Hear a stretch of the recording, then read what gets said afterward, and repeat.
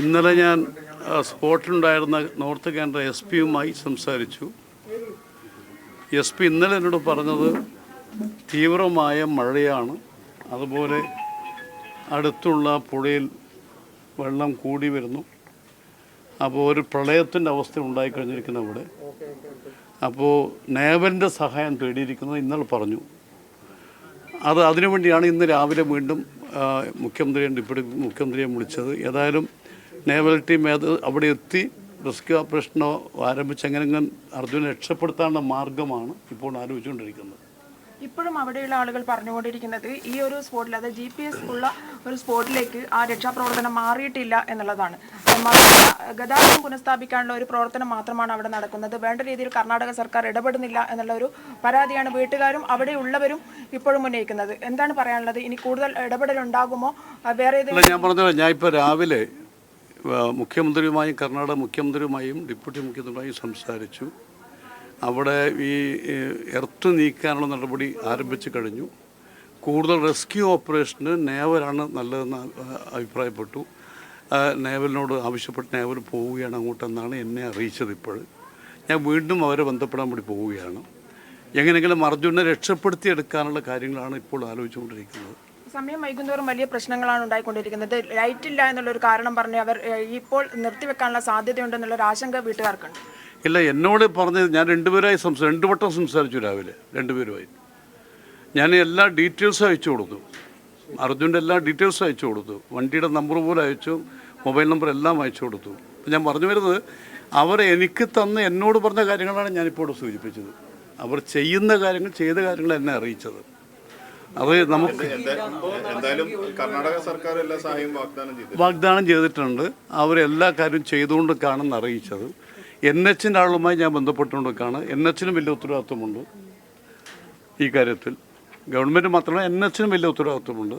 ഏതായാലും എല്ലാവരും ബന്ധപ്പെട്ട് വരികയാണ്. എങ്ങനെയെങ്കിലും അർജുനെ രക്ഷപ്പെടുത്തിയെടുക്കുക നമ്മുടെ ആദ്യത്തെ ദൗത്യം അതാണ്. അതിലെല്ലാ ശ്രമങ്ങളും നടത്തി വരുന്നു, ബന്ധപ്പെട്ടുകൊണ്ടൊക്കെയാണ്. ഏതായാലും അത് ഇന്നത്തോടു കൂടി നമുക്ക് അത് രക്ഷപ്പെടുത്തി എടുക്കാൻ പറ്റുമെന്നാണ് എൻ്റെ ഒരു വിശ്വാസം പ്രതീക്ഷ. അതെ, ഇന്നലെയാണ് വന്നത്. ഇന്നലെ വന്നു. ഇന്നലെ എന്നോട് പറഞ്ഞുകൊണ്ട് തന്നെ ഞാൻ അവിടെ ഇവരെല്ലാം വിളിച്ചുകൊണ്ട് സംസാരിച്ചുകൊണ്ടൊക്കെയാണ്. ആദ്യം എനിക്ക് കിട്ടിയ സ്പോട്ടിലുള്ള SP കിട്ടിയത്.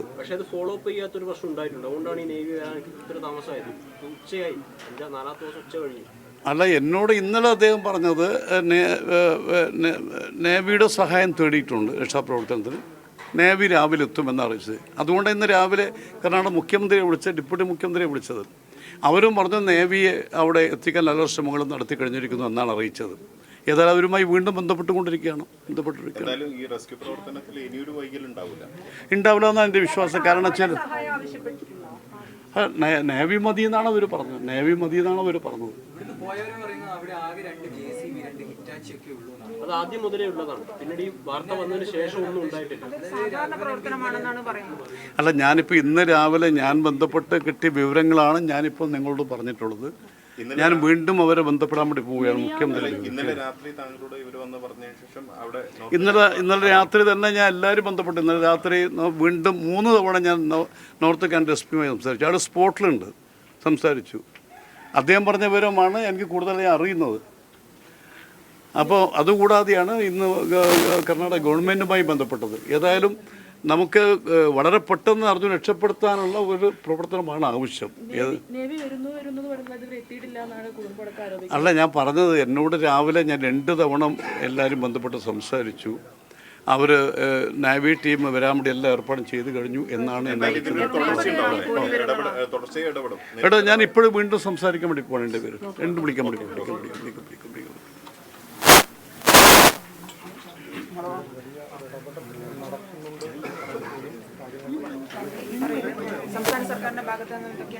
സംസ്ഥാന സർക്കാരിൻ്റെ ഭാഗത്തുനിന്ന് നമ്മുടെ പൊതുമരാമത്ത് വകുപ്പ് മന്ത്രിയും ഗതാഗത മന്ത്രി ഗണേഷ് കുമാറും ഇതിലിടപെട്ടിട്ടുണ്ട്.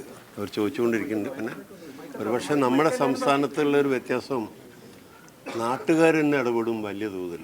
അവിടെ ചിലപ്പോൾ അങ്ങനെ ചെയ്യുന്നില്ലായിരിക്കാം, അതായിരിക്കാം. കാരണം ഒരു ഡിസാസ്റ്റർ മാനേജ്മെൻറ്റും നമ്മളെവിടെയാണെങ്കിൽ കൃത്യമായിട്ട് നമ്മൾ ഓപ്പറേഷൻസ് കൃത്യമായിട്ട് നടക്കും.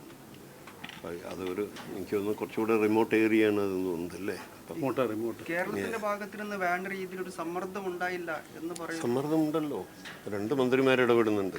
ഇടപെടലുണ്ടായെന്ന് പറയുന്നു. അല്ല, ഇടപെടാൻ തന്നെ വേറെ അവിടെ പോയിട്ട് നമുക്കൊന്നും ചെയ്യാൻ കഴിയുമോ? നിലവിൽ ഉദ്യോഗസ്ഥ തലത്തിലെ ഇടപെടലാണ് കേരള സർക്കാർ നടത്തുന്നത് അല്ലേ? അല്ല, 2 മന്ത്രിമാരും ഇടപെടുന്നുണ്ട്. കാരണം അവിടെ വേറെ സംസ്ഥാനത്തല്ലേ നമുക്കൊരു രാവിലെ തന്നെ മന്ത്രി പറഞ്ഞു വേണ്ട ഇടപെടൽ നടത്തുന്നു. പക്ഷേ അതിന് മാസ്ക് അങ്ങനെയല്ല പറഞ്ഞത്. അത് സേനയൊന്നും വിന്യസിച്ചിട്ടില്ല. അതിപ്പോൾ അവരല്ലേ ചെയ്യാൻ പറ്റുള്ളൂ, വേറെ ഇവിടുന്ന് ചെയ്യാൻ കഴിയില്ല. പ്രശ്നമുണ്ടോ എന്നുള്ളതാണ്. ഇതാ ഞാൻ പറഞ്ഞത്, നമ്മുടെ കേരളത്തിലാണെങ്കിൽ നിശ്ചയമായിട്ട് നമുക്കറിയാം നാട്ടുകാർ തന്നെ ഇടപെട്ട് വലിയ തോതിലുള്ള പ്രവർത്തനം നടത്തും. ഇവിടെ ഒരു വ്യത്യാസം, അത് ഒരു പക്ഷേ നമ്മളെ റിമോട്ട് ഏരിയ ആണ്. എന്നാലും NH ആണ് ആള് താമസമില്ലാത്ത പ്രദേശമാണെന്ന് പറയുന്നത് കൂടുതൽ കൃത്യമായിട്ട് നടക്കുന്നില്ല. അവിടെ അങ്ങനെ ഒരു പോരായ്മ ഉണ്ടാവും. അത് അവിടെ ആയതുകൊണ്ട് കൃത്യമായിട്ട് നമുക്കിപ്പോൾ പറയാൻ കഴിയില്ലല്ലോ.